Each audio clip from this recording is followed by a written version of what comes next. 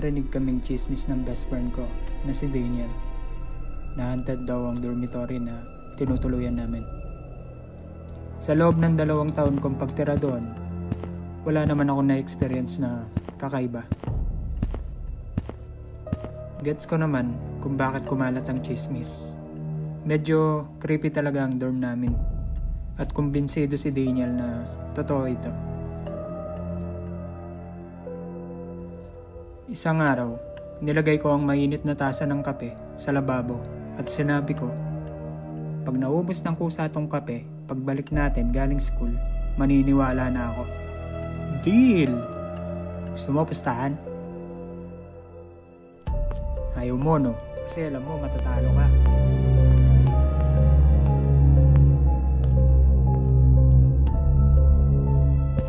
Pag-uwi ko, napansin kong tulog si Daniel.